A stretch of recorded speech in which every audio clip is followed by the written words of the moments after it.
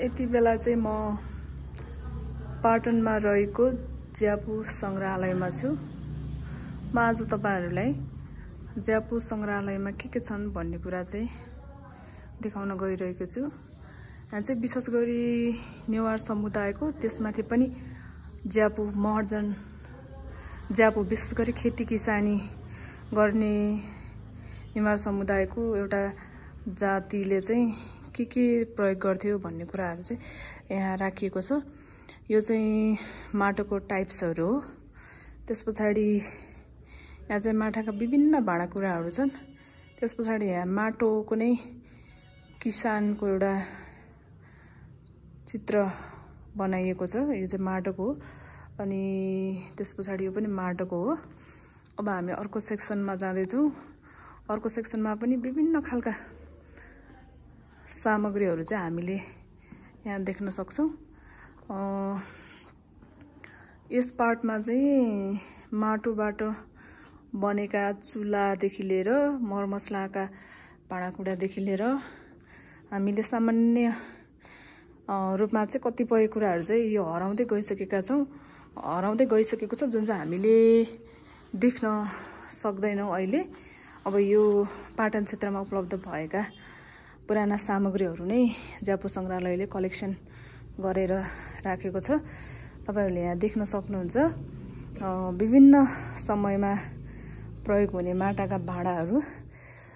त्यससँगै यो चाहिँ सुरुवाती अवस्थामा मान्छेहरुले चाहिँ आफ्नो बहुमूल्य सामानहरु राख्नको लागि प्रयोग गर्ने माटोको भाँडा भन्दा नि माटोको सन्दुक।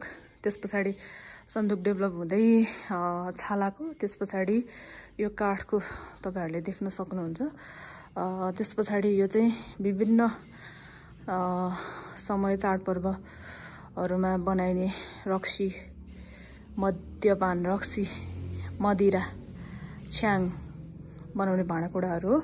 अनि यो चाहिँ अर्को रहेको छ। यो विभिन्न यो समयमा चाहिँ आवश्यक पर्ने माना पाथीहरु अनि ठेकीहरु। यहाँ चाहिँ नेवारी नामहरु दिएको छ। यो चाहिँ नेवारी समुदायले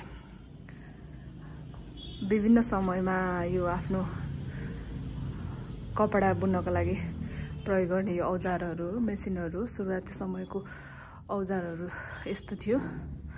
यो चाहिँ हामीले यो ज्यापु संग्रहालयमा देख्न सक्छौं। यो चाहिँ सबै नेवारी नाम दिएको छ। यो चाहिँ कृषकहरुको लागि।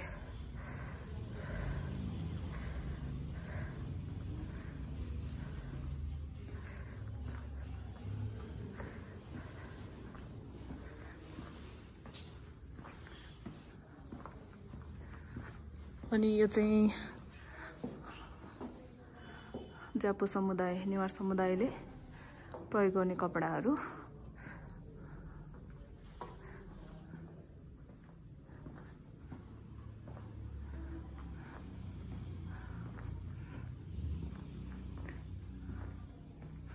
यो चाहिँ विभिन्न समयमा प्रयोग गरिने बाजागाजाहरु।